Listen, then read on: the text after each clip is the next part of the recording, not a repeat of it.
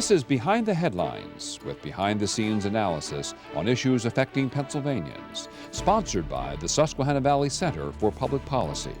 Now, here's your host. Hi, from Philadelphia to Erie and from Scranton to Pittsburgh, it's Behind the Headlines. I'm Charlie Greenawalt, Senior Fellow for the Susquehanna Valley Center for Public Policy, and today we are on location. We are on location at the Hershey Convention Center in the Hershey Motor Lodge for the Pennsylvania State Township Supervisors Annual Conference. And we are going to be talking to some of the attendees and learning a little bit more about this incredible event and a very influential event in state government. We want to start out today with introducing Ted Poatsy. Yep. Ted, you are from Montgomery County, and you are from? Upper Salford Township, which is in the rural part of the county.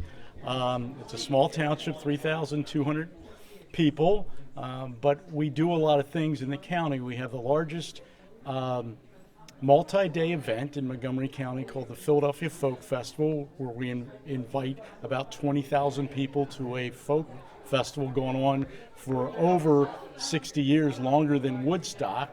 And also the township owns the ground under the Spring Mountain ski area, so we invite recreational people from around the region to come and ski in beautiful Upper Salford. So we nickname Upper Salford the open space and recreational township of Montgomery County. Ted, we're so happy to have you here with us today. I want to thank you for doing this.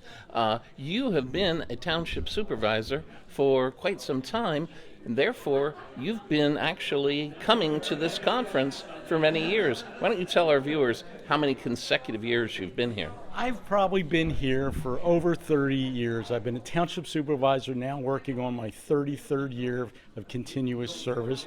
And to be honest with you, in another couple years, I'll spend half my life as a township supervisor in public service. Well, thank you very much. The people of the Commonwealth and the people of Upper Salford owe you a big debt of gratitude.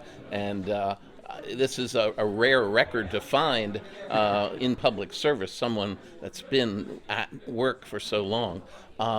What is there that's so special about PSATS? Why are you a member?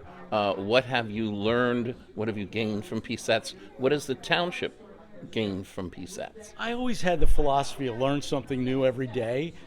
My other philosophy is find the best and bring it home.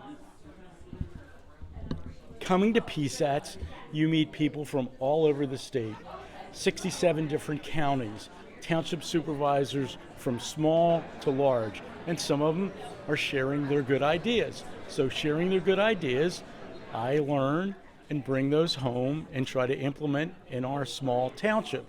I found out there are townships as low as 600 people and as high as 50,000 people that come to this conference, and you get to learn new techniques, you get to learn things that they've done and tried that are true and working for them, and you can bring them home. And we are into preservation, so I'm into open space. So how do you preserve a rural character in a regional Indian Valley Regional Planning Commission so that you can protect your residents, keep taxes low, and have a wonderful quality of life in a community you want to live in? So that's what I take away from coming to PSATS, and that's why I essentially got involved in more and more volunteering for the PSATS Board, volunteering to help out plan the conferences, volunteering to do strategic planning, all things that I've learned throughout my education and experience, and I bring them to local government. So it's nice. It's a nice giving back to a place or. Mm-hmm. Now there are other township supervisors, of course. Mm-hmm. Why Why don't you tell the viewers how many there are in your township, and do they attend as well, or are you the only one? No, we have 3 township supervisors. Once again, we're a smaller township, and my colleague Kevin is here. Rick had to work, but in previous years, Rick has been here. So I've been continuously coming. The others have the opportunity to come. It's when it fits into their work life too. So, but it's just such a wonderful event to share, and sharing and learning. You learn something new every day. What are some of the biggest issues that are facing your township right now? One of the biggest issues right now, well, in the past few years, has been what I call overdevelopment. Developers want to come in and just ransack the land, putting as many houses on a small piece of property as possible, forcing in public water, public sewer, that really only benefit them.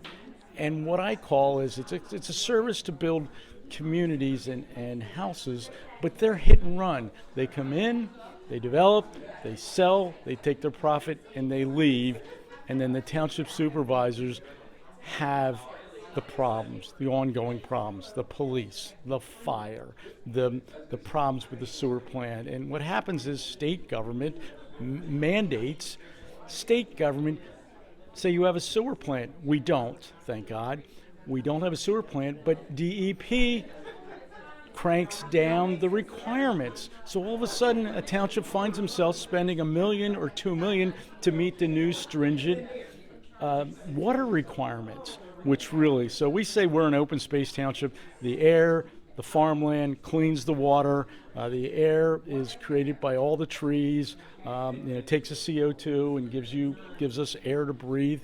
And it's just a wonderful thing. We're into trails. We're into open space. When I started 35 years ago, the township owned 35 acres. Now we're up into 500 acres, and we also have a wonderful partner. There's a trash company in our area that owns 1,200 acres that they normally keep as open space. So we nicknamed ourselves the Open Space and Recreational with the Folk Festival, Philadelphia Folk Festival, and Spring Mount Skiing as our major events, or contributions to our region, contributions to the state, contributions to our residents. And the cool part is, and I'm very proud of this, is that we have not raised taxes. We've been very efficient in 23 years. 23 years. Yeah, there's not a tax that I like to pay, so why should I put taxes on people and myself that I don't want to pay? So you folks must be the model of efficiency. We're very efficient. We're one of the few townships that do not have a township manager, because the 3 supervisors take our time and do the things that a township manager would do. How many other townships are there with that type of arrangement? I don't know of any other off the top of my head. So I'm asking you if you have some knowledge of this, Ted. As an executive board meeting or board member, I do not, but it is rare, and we dedicate our time. We love our township. It's what we do. Well, you named some of the issues that your township is facing. How does PSATS help you with those particular issues, Ted? Well, there's a thing called statewide zoning they're trying to force down our throats.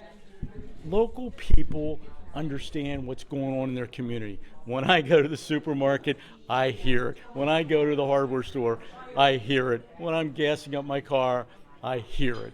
So I can't hide from the people. The people in Harrisburg or the people in Norristown in Montgomery County can all of a sudden, they don't know us, they don't really shake our hands. All of a sudden, they could develop, they say, oh, there's a lot of open space there, and let's put some houses in there. And it's like, well, that doesn't help. We're here to protect the air, protect the water, and provide that recreational stuff, that well-being, that health benefits of having a place to walk around the park. We had a contribution about 25 years ago of $1.6 million, a 27-acre fully developed park given to the township by a former cabinet member of the Reagan administration. He gave $1.6 million. It was a little bit of a tax deduction for May him. I ask who that was? That was Drew Lewis. He had run for governor at one point, and was one of he and Schweiker were two of the cabinet members that were Schwenkfelders from Montgomery County. But Drew was a farmer next to our township. He was in Lower Salford Township, and I was a young kid around the pop that was asked, "Hey, Poats, you want to go bale some hay?" I did all those dirty jobs, but I also I got my MBA because of Drew Lewis. Well, now we're on only the first day of the conference, but it's somewhat just starting. But do you have a favorite session that you've attended yet? Have you learned anything special yet that you can share with our viewers? Yes, every year we have in the big conference room, there's a law firm that goes through and they play Jeopardy. And the biggest topic or the biggest problem for a township supervisor is that what changed? What changed in the courts? What changed in the state, zoning-wise, sewer facility-wise? So they asked questions, and people ask or try to answer the question, zoning for $500, and then they ask a question, and it informs us in a game-like thing. I've been going to it for 5 years. I recommend it. In fact, I'd almost like a general session on this because it helps us stay prepared, because developers look for their advantage, whereas township supervisors, this is a volunteer job. We do this all for $1,875 a year. So we're not doing it for the money. In fact, I give most of that money to my church or the fire company or whatever. So yeah, but that is the education part of this. And if you stay on top of things and you bring your best ideas home and implement them, then you're successful. And that's what I love to do, and I hope I'm remembered for that. Well, that's very noteworthy. That's very laudable. What's in the future for your township? See any future problems down the line that PSATS might be able to help with, or that the supervisors are going to have to be very much involved with? There's always the fight of somebody trying to bring in sewer, and with sewer, it plays into the hand of statewide zoning, where people in Harrisburg that you don't even know will dictate or mandate what happens in your township. So I like to respond to the people that elect me. And I don't have, like state legislators, I don't have a lot of dinners and a lot of handshaking to do. The people know me, they know where I live, they knock on my door, they see me at the gas station. So the issues are statewide zoning, taking local control out, mandates, these right-to-know mandates. Somebody comes in, the pool company comes in and say, how many people in the township have swimming pools? They're doing that for marketing purposes so they can sell them chemicals. How many people have this? How many people come that? And it's a free service for the local government to provide them that information. That's a misuse of right to know. And it takes the township secretary. I mean, we have 3 road crew right now, and we have a secretary and an assistant treasurer. And that's it. As I said before, no township manager. So the 3 supervisors and the staff manage 3,200 people and 1,000 residents. It's a township police. No township police. We have, as I tell my residents, we have the best trained police force in the state. So we use the state police. We're small enough. We use the state police. We have a volunteer fire company, which is $1 million fire trucks just don't come very easily, so we got to fund those. And I'm going to tell a little secret. Hopefully this doesn't come back to haunt me, but in 32 years as a township supervisor, only 238 houses have been built, new houses have been built in Upper Salford Township because of our drive to be open space and our drive to be a rural resource area for the Indian Valley or Souderton School District. Some areas have high density, some areas have industrial and commercial.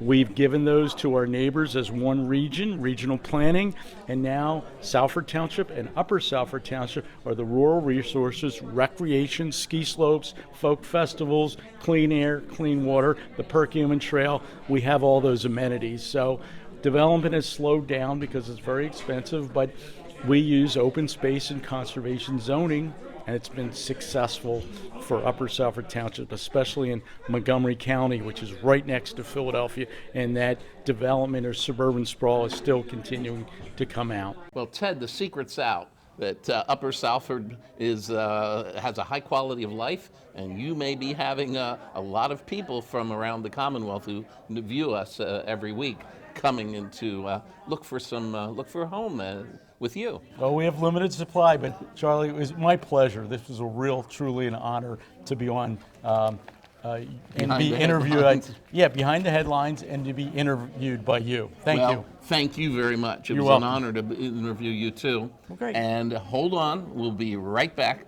with another interview right after this.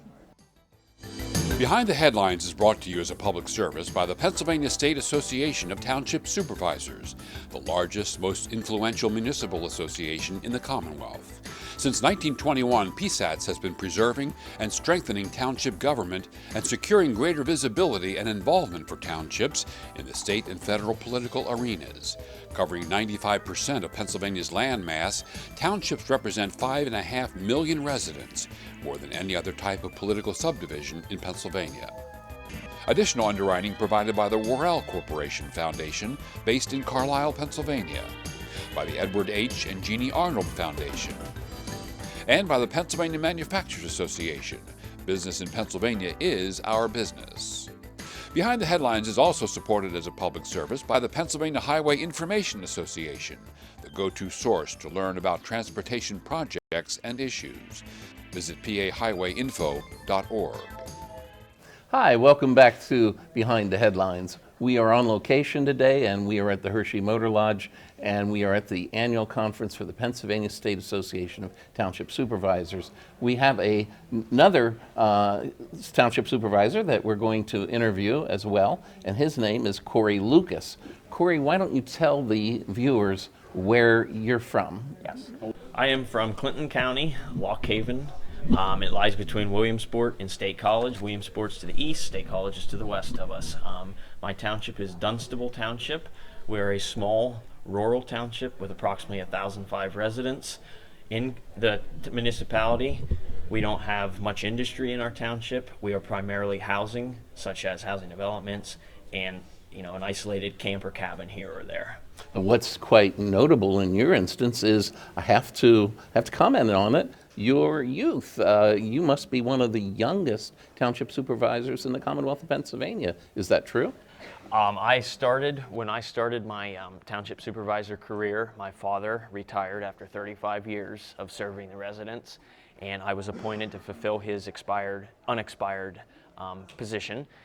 And when I started, I was 20 years old. I have since worked up through here. I'm now 28 years old. I joined the Pennsylvania State Association of Township Supervisors on the executive committee at 25 years old. And at that time, I was the youngest to serve and join the PSATS Executive Board. Well, it's actually a two-part question. In being such a young person, how, and knowing that you wanted to do this, how did you prepare yourself before you became a township supervisor?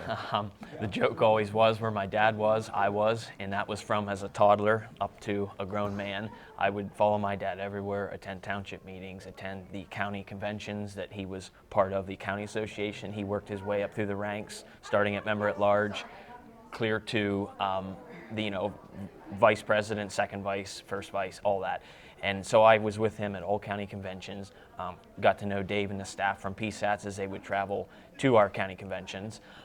So I shadowed my dad, everything he did, whether it was running equipment or the township meetings, doing township business. I was with him. So, but now that you're a township supervisor and you're here at the PSATS conference, what have you learned over the years, and what have you learned so far this year? I have learned a lot over the years. One of my first conferences, it was like drinking from a fire hose here because I didn't know where to begin. I didn't know where to go. It's not that I didn't know where to go. I didn't know what I wanted to learn first. I have since, coming to the conferences, narrowed it down to what impacts me the most in my community, because what might impact somebody in the suburbs of Philadelphia does not concern me in my little rural community in north central Pennsylvania. So, as coming to conferences, basically the more you come, the more you experience it, the more you get to know what you want to do and what you want to learn. As far as this year, I have learned already about the different types of ethics changes that have come about, the statewide zoning that they're really trying to push out of Harrisburg, that we are currently trying to push back and say, no way, we don't want statewide zoning. So it's always a learning process, always. We find that from your particular area, you said that, of course, you're not only a young supervisor, but you're a supervisor from a very rural area, and this rural area has some challenges, some situations that are not found in many other parts of the Commonwealth. What would be one that you would most like to address or concerns the supervisors the most?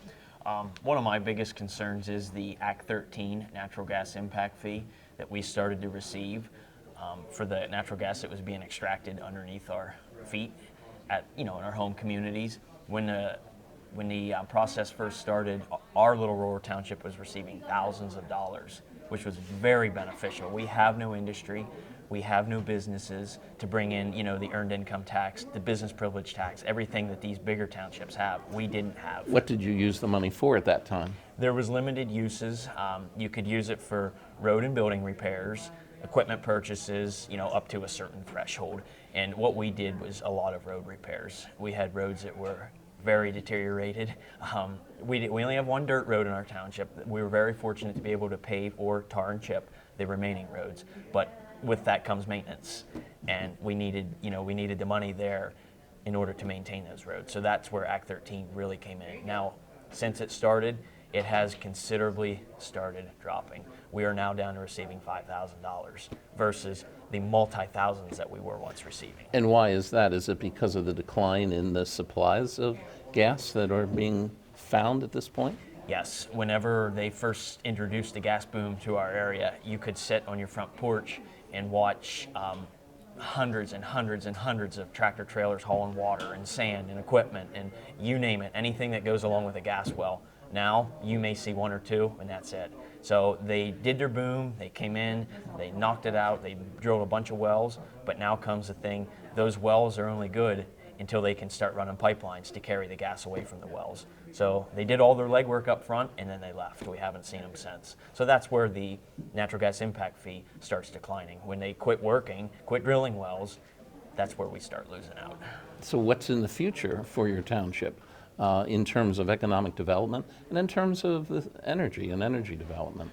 Actually, it's funny you ask. We have a section of our township zoned commercial. And with that, during the natural gas boom, we had Gas Field Specialties, Range Resources, all these big gas companies coming to our township wanting this hunk of commercial land because it was very close to where the natural gas was being, drilled at. Since they have left, this land has come up for sale. We actually are in the process of approving a wastewater holding facility for the brine that they pull out from drilling and fracking out of natural gas. So we're hoping that these companies are gearing up, trying to hunt more land again to put these facilities in, gearing up for something big to come. We have heard rumors through the grapevine that EQT and all the big gas companies now are planning to make a big splash back in our area, in rural Pennsylvania. Have you had a chance to talk to any other supervisors from the northern part of the state since you've been here at the PSATS conference? I have, and actually I have conversations with, even in our county, northern township supervisors, such as Gallagher Township, which is houses a little village of Haneyville in the Pennsylvania wilds, middle of nowhere. But I've had conversations with them, and they are hearing a lot of the same rumors about it's coming. It's just a waiting game, but it is coming. I can actually assure you that PennDOT had paved a section of Route 44 preparing for this big natural gas boom to come back. and we were all told that EQT, the gas company, paid to have it paved. So they are really prepping the area to make a big splashback. When do you think that splashback will happen? There was some concerns under the past presidential election, what the energy concerns may be. I can tell you with the new administration, the old cliche drill, baby drill, that had a lot of people in northern Pennsylvania really, up and hypothetical. They want it to come back because it is a big economic booster for our area. Mm-hmm. So I'm hoping during this administration we can get it rolling again. What are some of the other economic opportunities in your area? Another big thing that strikes our area is the North Central ATV initiative, which is the DCNR working with the local municipalities, opening up all their township roads and installing new four-wheeler trails. So we're hoping, and the four-wheeler trail is only 10 miles north of our township, we're hoping as it progresses and shows that it's a positive outlook for the area with their economic growth, that DCNR collaborated with the townships and municipalities around the area will start opening up more and more and more of the roads to bring the ATV economic growth down into our area, which is not far away. What would you like to see PSATS focus on in the future that would help you and your fellow township supervisors? I think they're doing a tremendous job with this, focusing on the big thing is the North Central ATV initiative. Mm-hmm. It is a huge thing. I've heard comments from DCNR that they're very skeptical on opening roads up. They've done a pilot program. The pilot program has turned into a full-time ATV trail now. So I think we're in the right direction. I think PSATS needs to keep a close eye on that. I know they have multiple workshops on DCNR's ATV ordinances and whatnot. A lot of people get a negative image about four-wheelers. They don't want them screaming by their house at 3 a.m. That's not the case. DCNR shuts their trails off. It's Memorial Day weekend through Labor Day weekend. That's it. So it's just the summertime, and a lot of people are with dust control. They're worried about that. I've heard numerous townships bending over backwards to alleviate those concerns. So, in the last 45 seconds of our show, I wondered if you could please tell us what could be done to bring other young people into interested in township government. I think it's not all about the money. I do it for $100 a month. It's not about the money. I can say it's getting the young people involved. PSATS is doing a tremendous job with the Youth Scholarships Awards. They have to attend a township meeting, they have to write an essay, they have to do all kind of stuff with the local municipality they reside in. That is really opening up the school district's eyes to getting young people involved. I know some school districts, ours included, have the youth government club, different clubs that get the young folks involved and opens up their eyes as to what's out there. Well, Corey, I want to thank you very much for being with us and our viewers today. Thank you. And I want to just sign out from Hershey for Behind the Headlines, and we'll see you next week with a new show. See you then.